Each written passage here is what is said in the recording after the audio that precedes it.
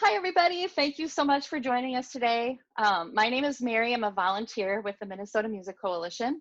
Um, Today, we are going to be talking about live streaming from home or wherever you are in shelter in placing. But this is going to be super basics. We touched on this a couple weeks ago. It got pretty techy. And so we had a lot of requests for a fairly basic approach, like what if you're home with a lamp and a phone and you want to put out some live stream? So that is what we'll be talking today.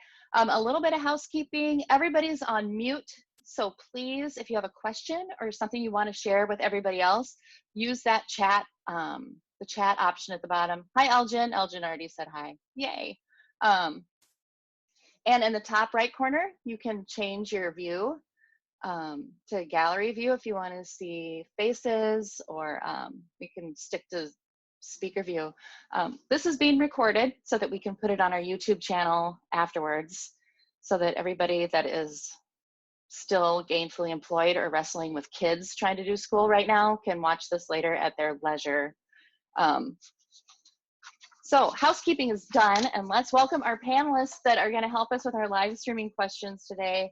We have Brianna Lane from the Warming House. Thank you so much. Brianna is also a performer in her own right, but she's one of the founders and executive director for the Warming House Listening Room in Minneapolis. So thank you so much for being here with us today. Yeah, and we have, I said thank you, that's all.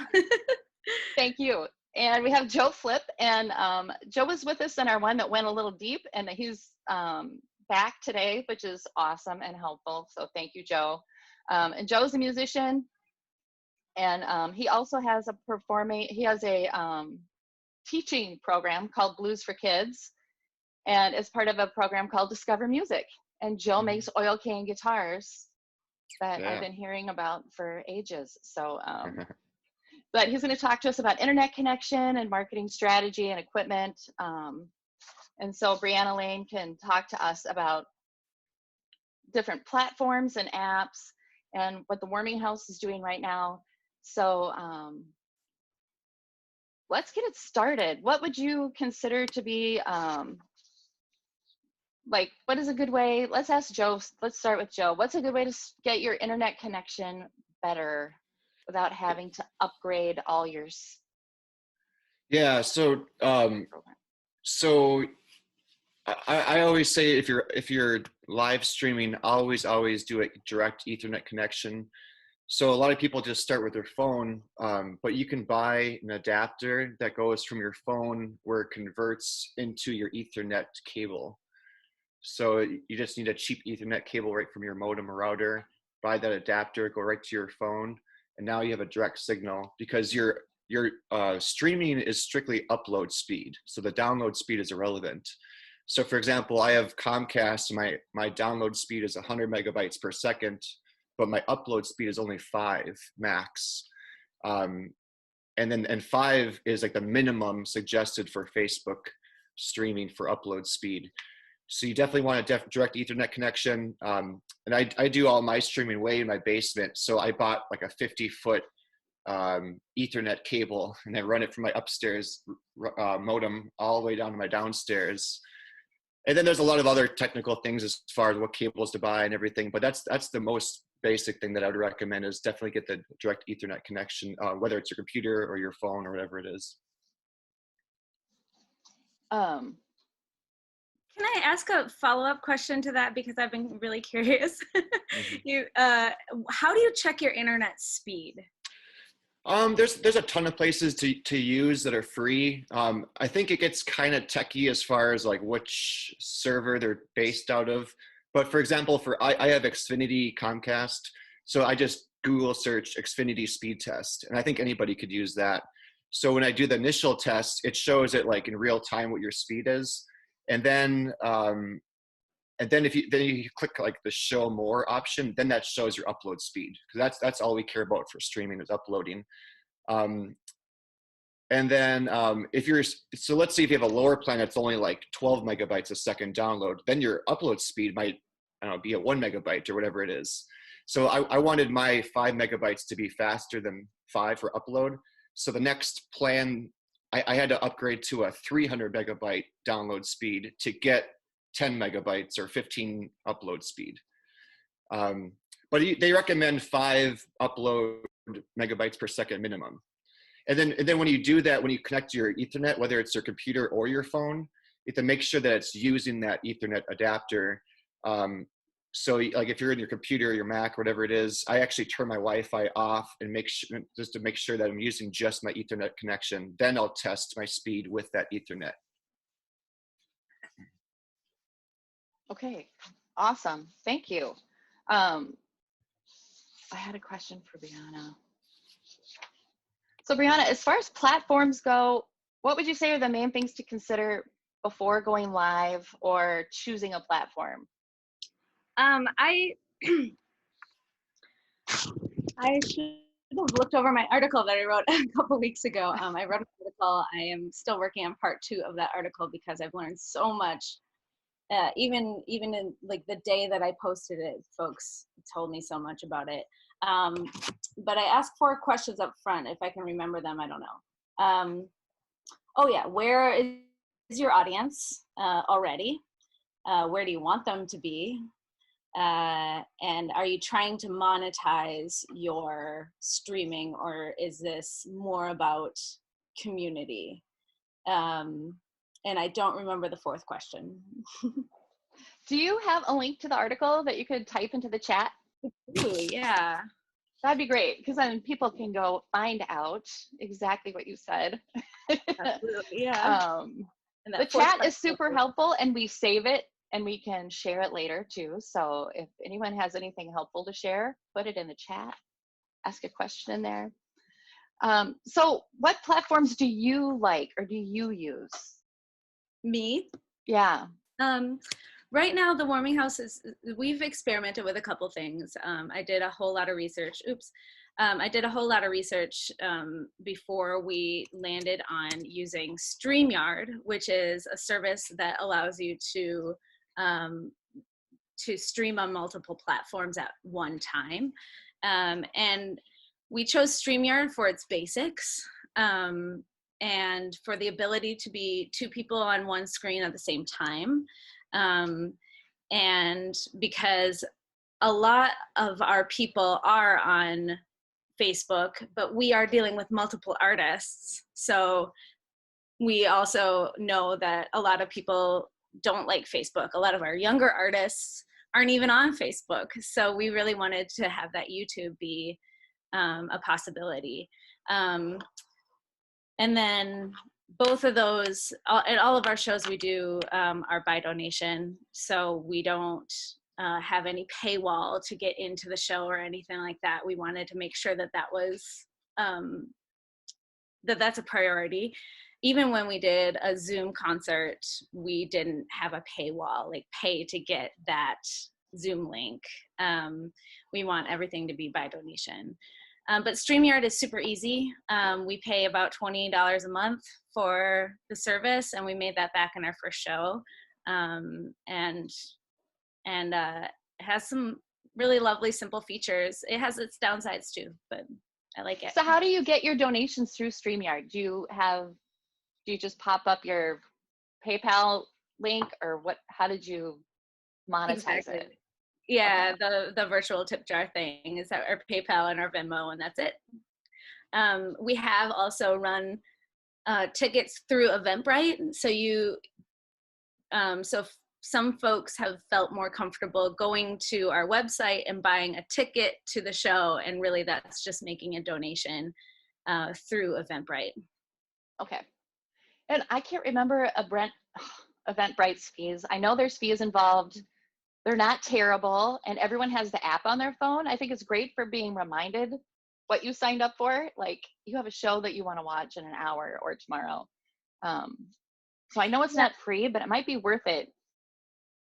And I don't know exactly how we have an account, as a venue. So I'm not sure how it works, but they did add a donation option, which is nice. And you can pass on the fees, or you can have those fees added up on top. So if somebody makes a $40 donation, it you can choose whether that will end up being $45 in your cart, or if we take the hit on that, extra fee. And that's what we've been doing. We'll take that hit for folks.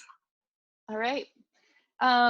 Both of you guys, do you have any ideas or suggestions for audience engagement to keep people listening for more than one song? I'm sorry, can I just say that might have been my fourth question. I talk a lot about how it feels, Facebook Live feels a little bit like busking, and YouTube feels like an actual show that you go to. Yeah. But Joe, I would love, sorry, since she asked you, not me. No, that was for both, so thank you for that. Well, that's a good question. I think it's it's similar to busking. So imagine if hundreds of musicians, imagine if you're walking downtown St. Paul, Minneapolis, and let's imagine that there's hundreds of musicians busking 24 hours a day. Obviously, that would almost make it not as unique in a sense. So that's kind of almost what live streaming is now, is everywhere you go. Now that all you see is live streaming everywhere. So the question is, how do you stand out within the first second? Because people are scrolling a million miles per hour and they'll see something. And I think the biggest thing I noticed is, even if I see a really high level musician friend that I want to see, and right away I see that the internet is just super blotchy and it's disconnecting. So I'm like, well, that's a bummer. So I'll skip to the next one. So that's one way to lose people. But, you can get creative with different backgrounds, I think it depends on who you are as an artist, who your demographic is. A lot of people just sit on their couch, so there might be negatives because everybody's sitting on their couch. So if it's nice out, maybe do one on your deck. If you have a cool background, you can get creative with a green screen. You could hang up a cool little blanket or something. I think that's kind of the first initial thing, is that kind of instant gratification. And then, other than that, just being yourself, playing songs, obviously answering questions, talking to people. And then the more people comment and like and share, that's going to organically, make your stream go bigger and bigger. So you can obviously encourage engagement. And they always say social media in general is always it's like using a telephone, not a megaphone. So it's not just sitting there, throwing out content. You want to engage with people. So it's I think it's kind of a balance of all those things, but I can't really think of anything specific. How about you, Brianna? It's so hard. I think that if you're a little more planful about it and treat it as an actual show and put it on the calendar, a few days out and say, hey, I'm doing this thing, and make it a little special, then that's great. I think that's helpful. I am observing the habits of semi-famous people versus folks that are still working on their following, and it's really all over the place. It's all over the map. But I think the semi-famous people that are getting more listeners and watchers tuning in for a longer period of time, do it once a week. They make their thing I'm going to do it Mondays at noon or whatever it is. Make it a little bit predictable so that folks can plan. And then there's a professional setup about it. I don't think that you need fancy mics and fancy lights and anything like that. I mean, it certainly helps, but I mean, a lot of us are strapped for cash and can do this on a budget and still do it well. Yeah, I think consistency is always big. If you can say it once a week at Saturday at noon, and I think what I've noticed that's been kind of unique is, let's say I've got one friend who does it every Sunday at noon. So she calls it Sunday Mimosas with Kalaya on Sunday, or another friend, Joanne Parker, does the Sunday Gospel Jam or something. So they kind of have almost a tagline name for their event. Yeah. And then also the consistency, once a week, once a month, whatever it is. we're the warming house. We haven't even announced this because it was like my thought 3 days ago. I was like, we should do this thing, and so we haven't announced it yet. But we're having the May soiree, and every day at 4:00 we'll be presenting a new artist, and then we're also adding like a little interview portion and a little cocktail hour where we might have a guest bartender fix something, or the artists talk about, you know, their kombucha skills or whatever it is. But we wanted to make it a little bit different than just the music, but it's mainly the music, and it's that consistent. And 4:00 we decided was a good time because it's not jam-packed with other streamers, and also it's our 4th birthday, so we are celebrating, and every musician that is booked has to do at least 4 songs. So we made Happy birthday. Thank you. We Yeah. made it a little bit kitschy, but I just wanted to have fun with it, you know, and make it a little bit more about the community and conversation than just the songs. But the songs are super important, of course. One thing that popped up. Oh, go ahead, Joe. I was gonna say that I think that's a cool idea too, because I think other streamers I've been talking to that just do their music once a week, they're kind of telling me, like, they're asking, do I change it up? Do I, you know, let's say they might do only covers or only originals or both, and they might say, well, I feel like I'm doing the same set more or less every week. So I think that's a cool idea how to change it up. You could one week maybe bring on a special guest as a musician friend and kind of almost like an interview kind of thing, or just talk to them, or you could invite maybe a venue that you used to work at that's closed down now or only serving food or something. You could almost use that to help cross promote them, and they could do the same to you. So I think doing those other little things randomly are unique, and it's still value adding and still adding content at the same time. I think partnering with venues is one way, going back to the last question, one way to like keep folks too, because there's 2 sets of people, you know, professionals, like advocating for that show, promoting that show, and it might keep folks in too. One person in the comments said that they're gonna go stream live from a closed venue on the patio, with permission from the venue, of course. And we've thought about maybe doing that from the warming house when it's appropriate, but we don't know yet.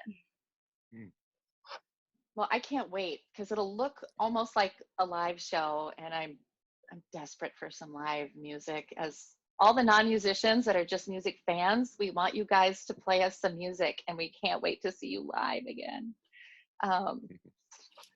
Let's go back to the technical aspects. Let's say someone is at home, they've got their guitar and their cell phone.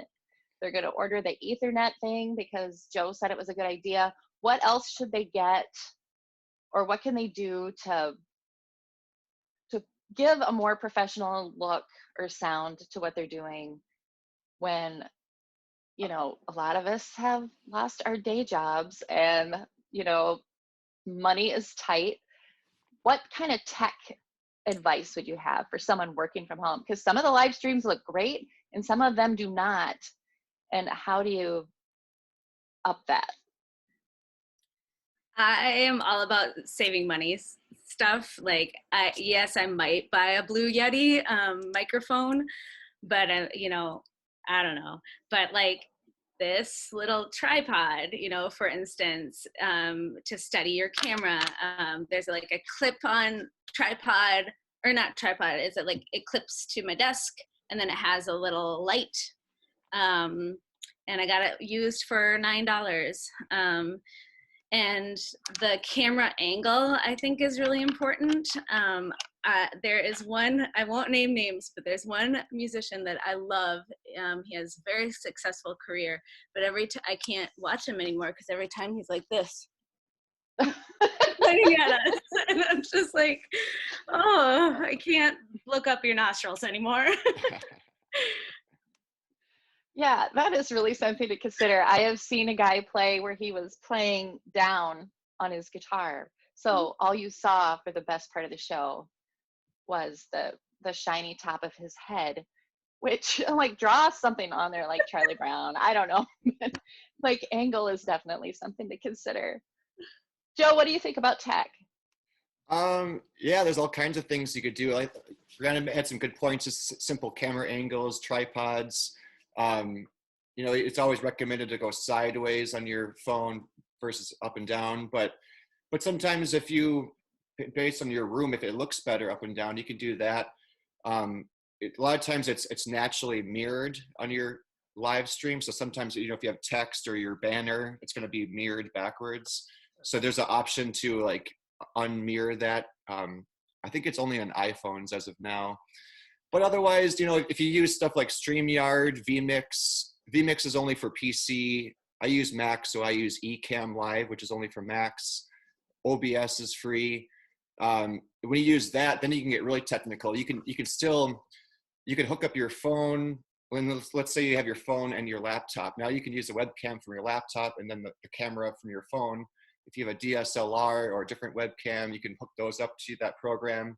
You can upload like pictures and stills and like almost a promo. You can put text embedded in the background. There's even a cool widget you can install there, like a tip jar, where when people donate money, all the little cartoon coins go in the tip jar. So I did that once. I couldn't get it set up working the first time, but just by mentioning that, everyone's like, "Oh, I want to see the coins! I want to see the coins!" So they're tipping in the little jar. But it's also because of that, because everybody in the whole world is buying webcams and technology stuff. It's so hard to find stuff. Everything is sold out like crazy, like webcams, microphones. I know there's one question. It's like another $1 million question I saw in the chat that everyone's asking is, how can us musicians play remote from 2 different locations live at the same time? And I think as of now, I can't think of a way to play in real time with having the timing accurate.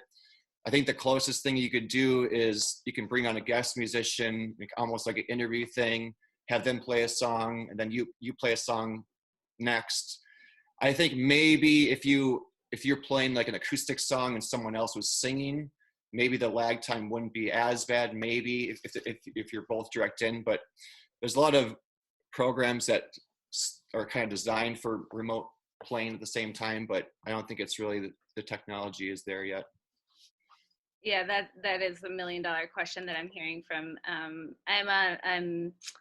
on the board of Folk Alliance Region Midwest, and that question comes up all the time. We do weekly Zoom sessions there too, and the closest thing is a cappella. Oh, someone just put it, Maya, hi Maya, just put it in the comments, and I've seen people do a cappella with their band, but then go live and do share screen. So I'm not exactly sure how that works. I haven't experimented with it yet, but they'll be talking and they'll say a little bit about their song, and then they'll share the a cappella version. A cappella being an app, not like singing without instruments, although that happens a lot on the app. And Maya says TikTok too, but I feel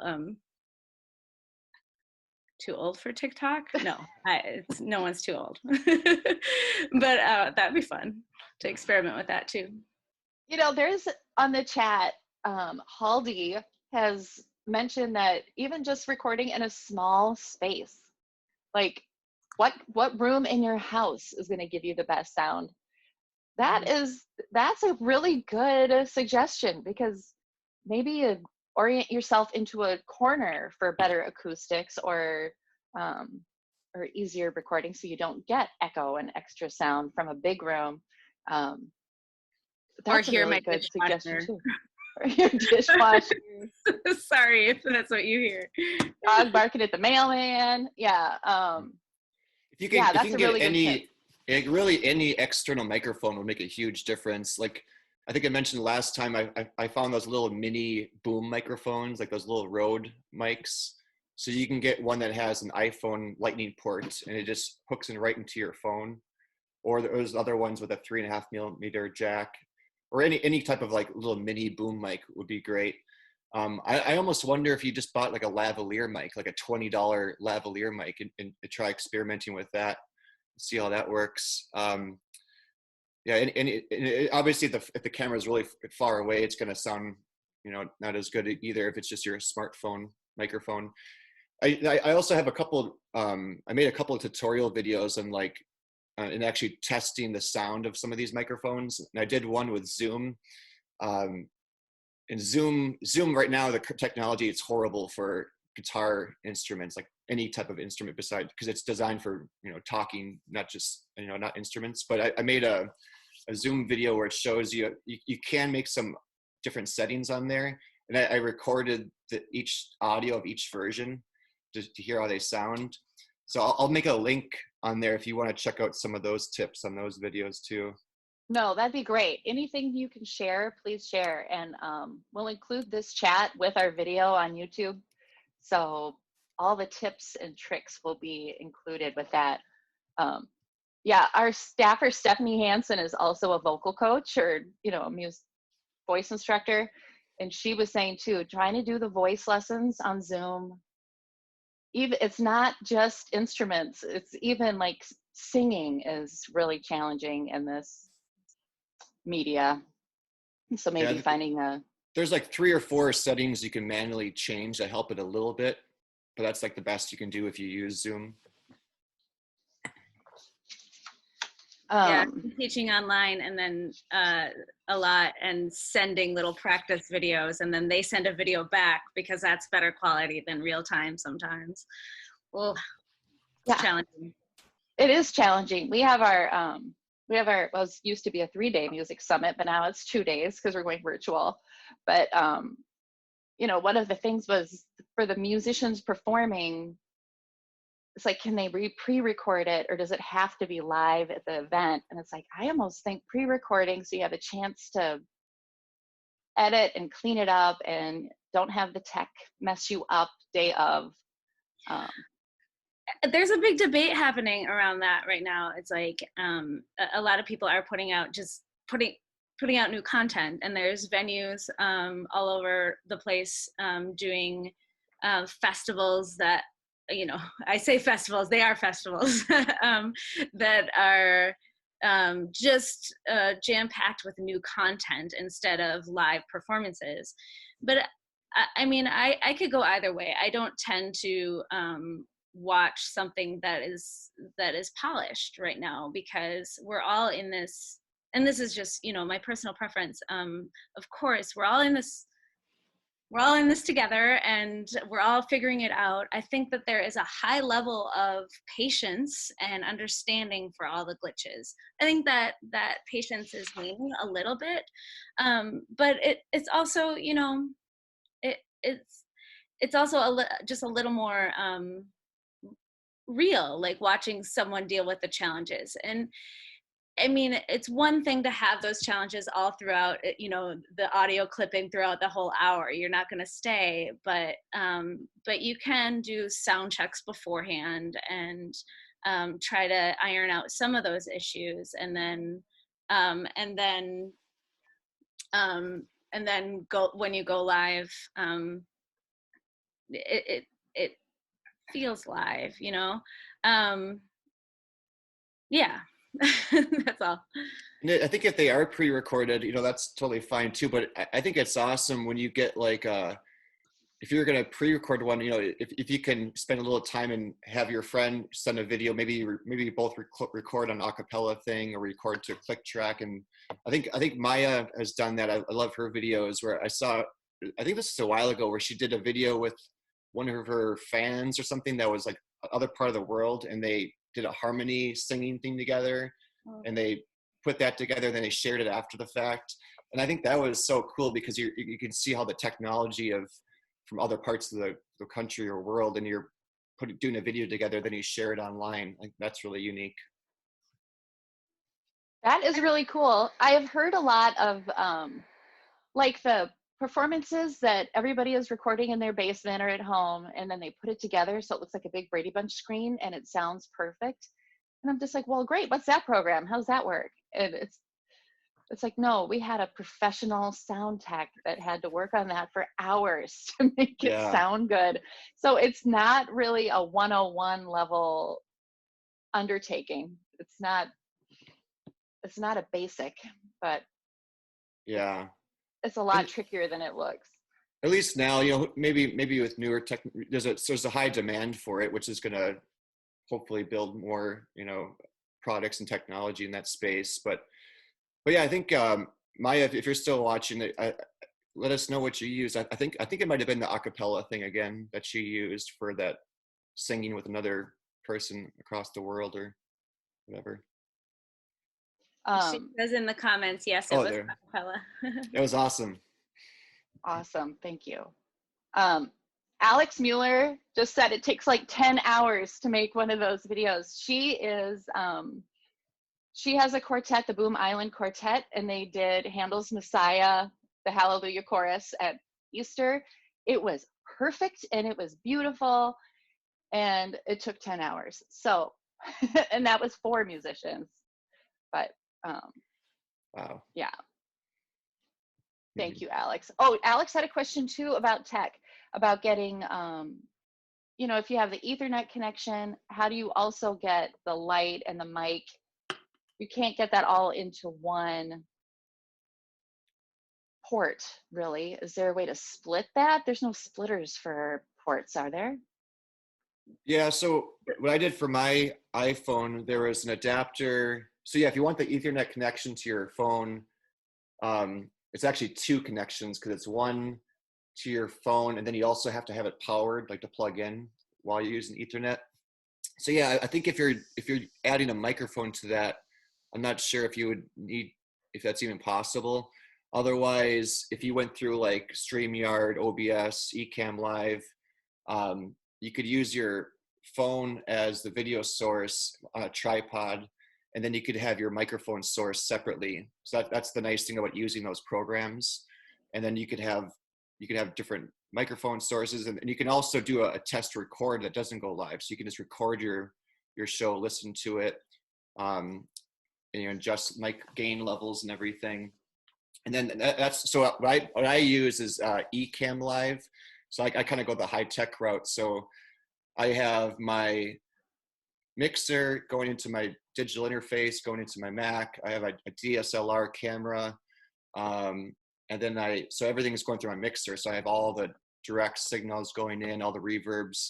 I had to bump up with the reverbs a lot more and mess with the stuff, because it sounds different in my basement versus on the YouTube Live.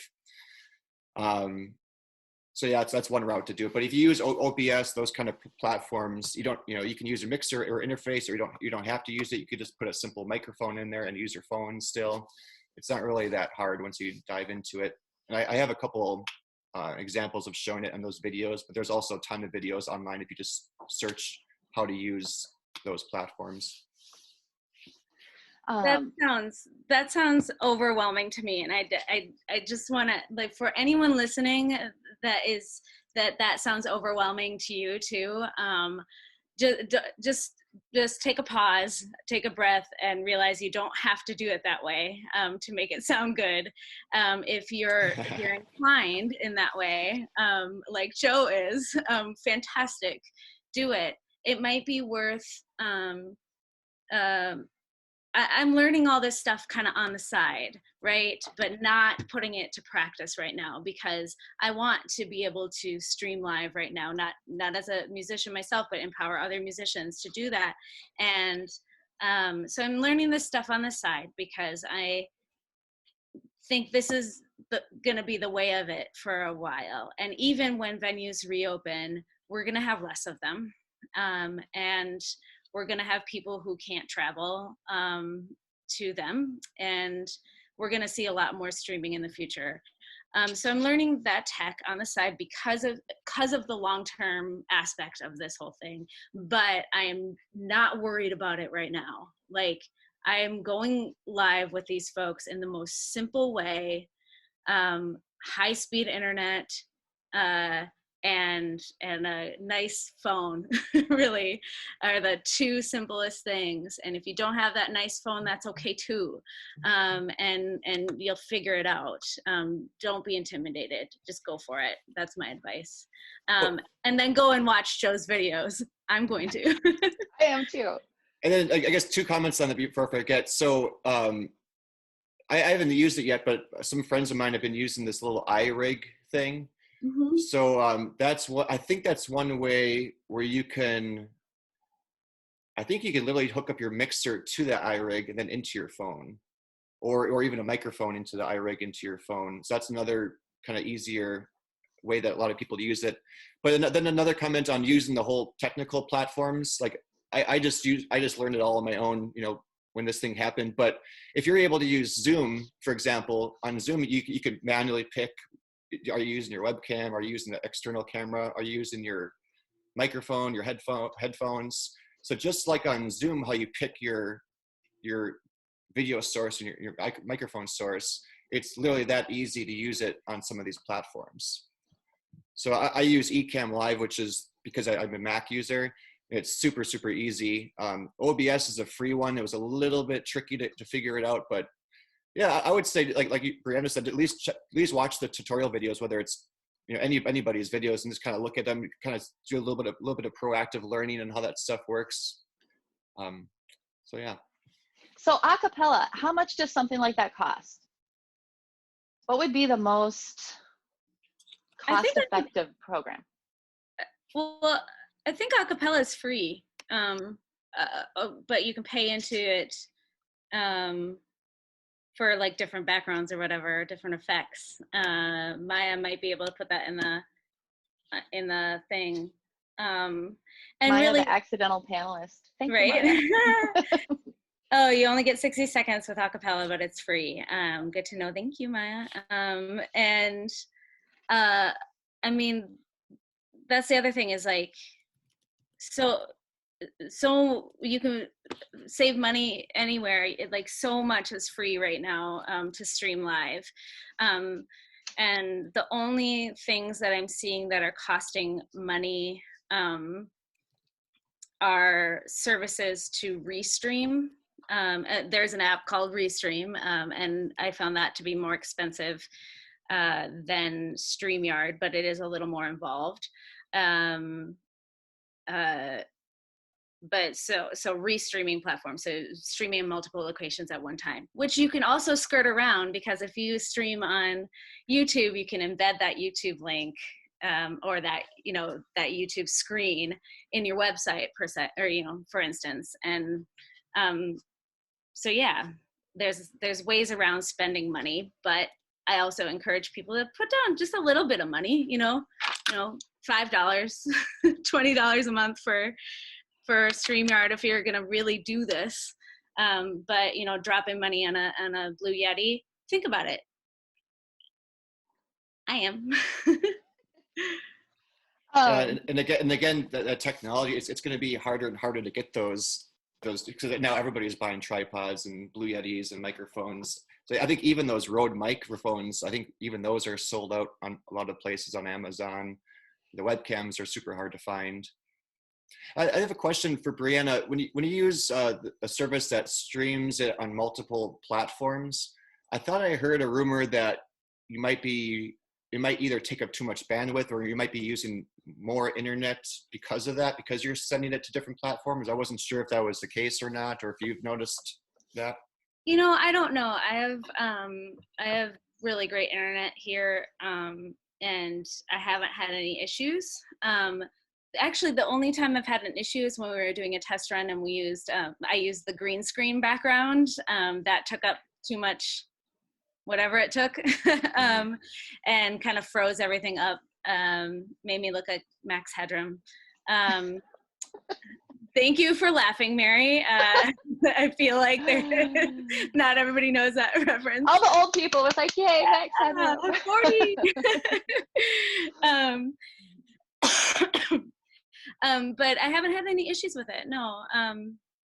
I'll report back because we're using it all month. But yeah.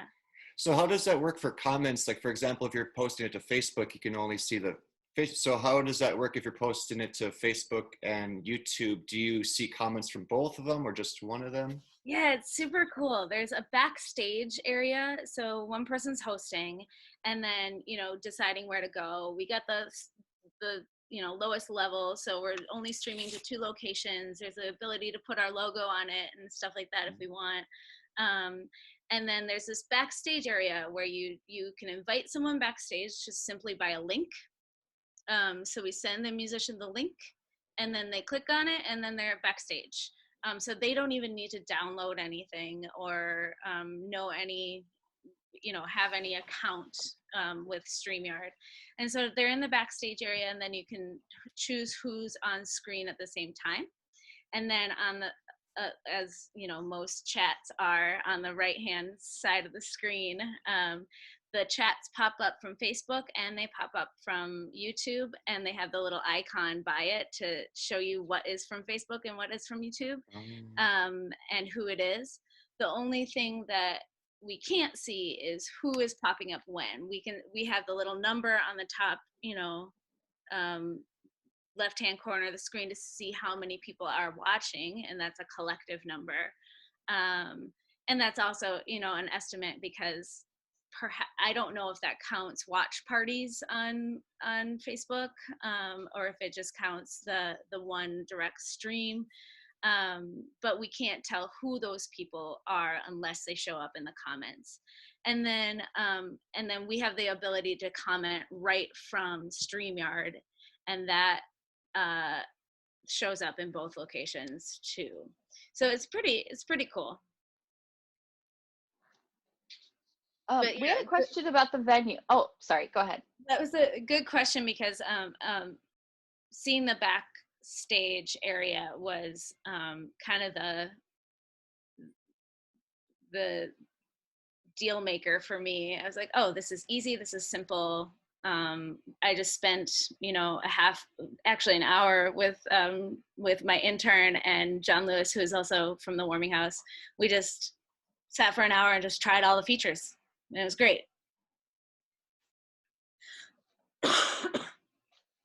We had another question about venues and being able to partner with them somehow right now. So Warming House, you're partnering with musicians to do live stream. Are most of the venues doing that? Should musicians be still reaching out to the venues and trying to collaborate at this point? Absolutely, yes, please. I don't know who's doing it in Minneapolis per se, but all across the country, there are listening rooms that are hosting shows, and they work out a split of the tips, and either the musician collects or the venue collects, and then you settle up. Last night we hosted Joe Crookston, and he collected, and we collected because his links were going wonky, but we just show up as a venue hosting Joe. We just showed up in the comments and said, thank you. We talked a little bit about our venue, but honestly, venues are going away right now. We don't know how many will survive, but at the heart of it, we all want to survive. And we might look different when we reopen, or some of these venues in Michigan that I know are thinking of reopening as live streaming locations and offering video, professional video services. So it might look different, but they still need our support. And I panicked, to be honest. In the first week that everybody went online and our doors shut, I was like, oh shit, they don't need us. They can go direct to the people. But we have an 8,000 person, mailing list, and we have a professional, presence online, and that helps the musicians still. And we want to help the musicians. That's why we got into this, Yeah. Excuse me. Good to know, because I think that would help add interest to live streaming too. If you could partner with a venue, even if it's, outside on the patio and you're, actually there in person, which segues into my next thing about being outdoors, because now that it's warming up and it's getting sunny and gorgeous, people are starting to live stream from outside. Is that tricky with sound and wind? That's a question for Joe.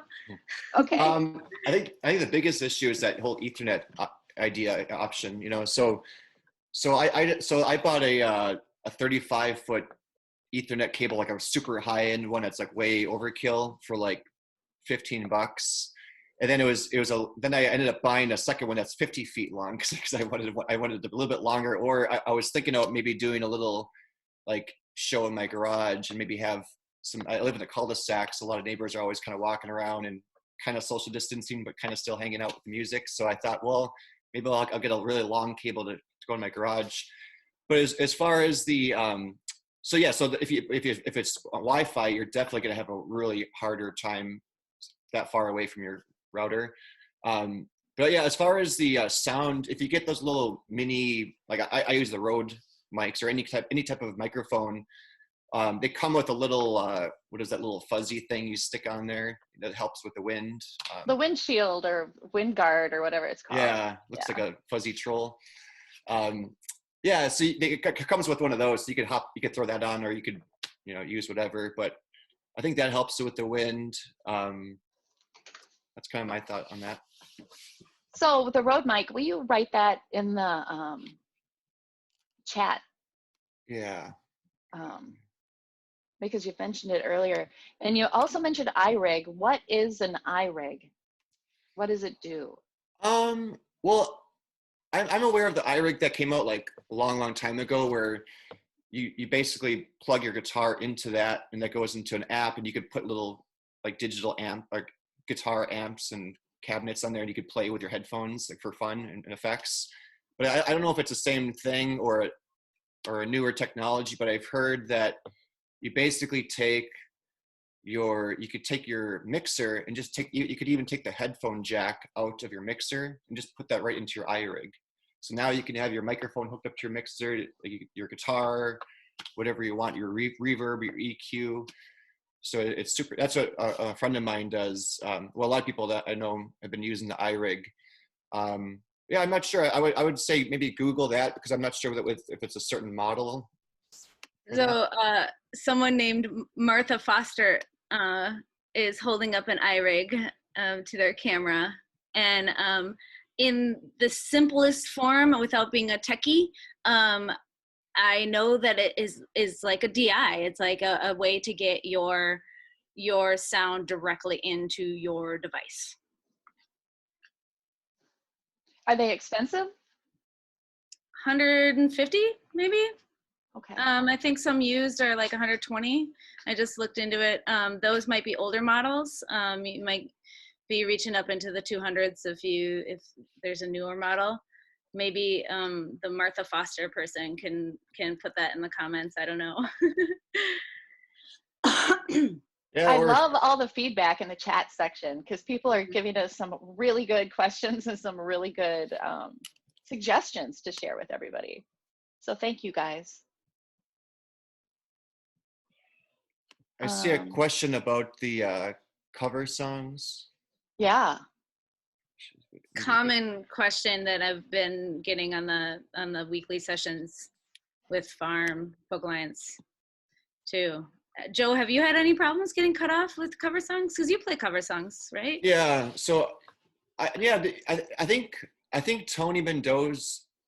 Is it Mendoza? Mendoza. Yeah. I think he mentioned a thing saying on the last stream that you're totally fine playing cover songs. I think the issue is if you're actually playing, like, let's say you have background music. So at one time I had my Spotify playing like a background music before I started like a normal gig. And then for that 30 seconds after the fact, Facebook caught that and muted that. And then it kind of messed up my other audio sync, or it was kind of weird. So yeah, but then another thing I do, so my original songs that I have, they're all, copywritten, and I went through the whole thing with that. So I was playing my own original songs during a little like intermission break thing. And then that did the same thing. So they found that as copywritten material, so muted that, and it kind of screwed everything up. And I Googled on how to, because obviously if you own your own copywritten music, you want to promote that too, like during a break or something. But I found that it's really hard to like get through to the official Facebook people or YouTube people to like stop doing that for your stuff. And unless you're a really big time label, it's hard to get through that to that person. So I would say if you're playing pre-recorded music during like a break or something, just don't play any pre-recorded stuff. Yeah, and I mean the algorithms and the sound exchange and all that rarely picks up on the live rendition of it. You might run into issues if you have like a live record and you're sounding exactly the same, but I haven't heard a lot of people have issues with that. I know that there are more issues being muted doing cover songs of some famous folks like Grateful Dead and Bob Dylan. You get cut off. But it's funny because you shouldn't if you're not making money off of it. YouTube, has a great algorithm to keep people from making money off of cover songs. So if you do a cover song, you post it on YouTube, but you don't monetize it, it should be okay, mostly. But if there's money exchanged, it just gets into a gray area. And then Alexandra asked about, PROs. I don't see your comment anymore. Let's see. Oh, going back up. Our streams hosted by venues getting license covered by the venue. We're in unknown territory right now as far as getting acknowledgement or shutdown or support from any performing rights organization, and that's ASCAP, BMI, and CSAC are the three major ones. And because we pay those fees, and most live music venues pay fees to these performing rights organizations so that musicians can play their own music, because I'm BMI. I can report my own music to BMI and get paid for it if I play it live. Play their own music and play cover songs, and so we cover that, and we cover that on a by audience capacity basis. Folk Alliance International has been doing amazing work working with small venues, because the PRO is considered a small venue, anything under like 250. And so we're paying the rates that a 250 cap venue would be paying, but we are a 49 cap venue. So now that we're all streaming to the world, what is the capacity and how does that get covered?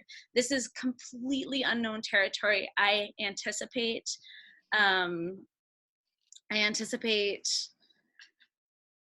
some new legislation coming out about that in the next year. Something to watch and something to fight. And if you are curious about any of that, follow Folk Alliance International. They're doing fantastic work regarding that. And Alexandra, was curious if the Warmie House videos were being muted after the fact since you pay licenses. Again, we don't know how the PROs are catching up with recorded material that is archived on our YouTube page, for instance, but we don't monetize it on YouTube.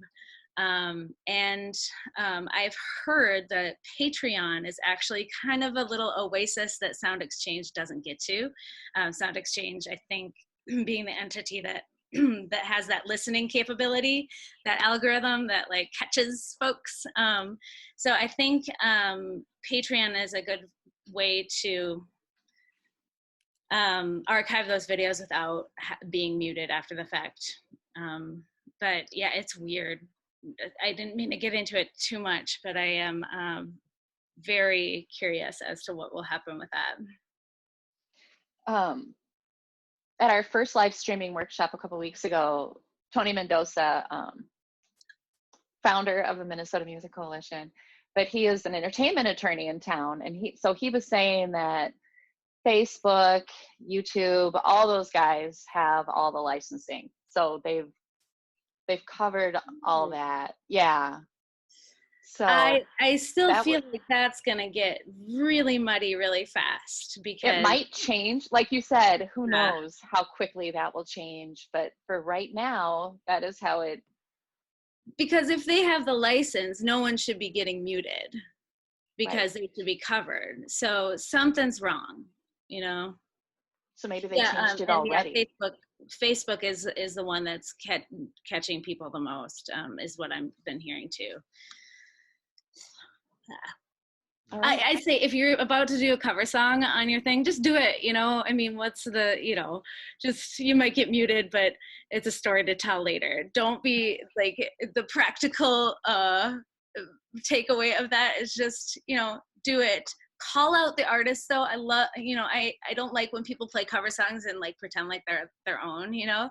Say like, this is a song by, give them credit where credit is due. And if you get muted, I mean, that's not that bad. You tried, right?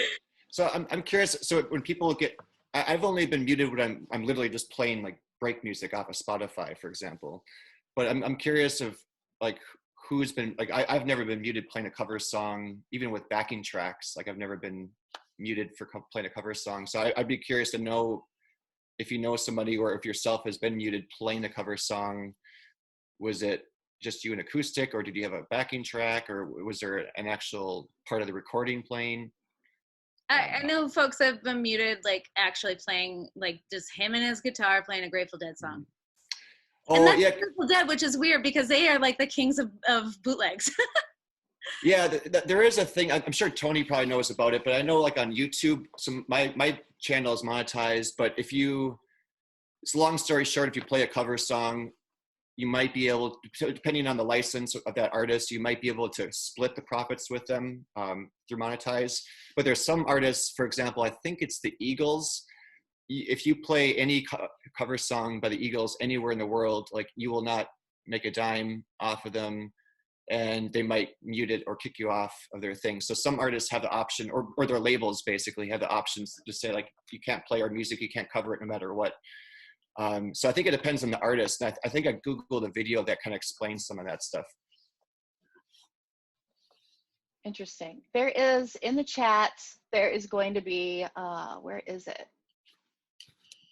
A Zoom session next Thursday at 1 on legal issues with online performances, and that's hosted by Springboard. So I asked Walter if he would post a link. We may get a link, we may not. But anyway, if you go to Springboard for the Arts, that is worth looking up. The legal panel next Thursday at 1 o'clock.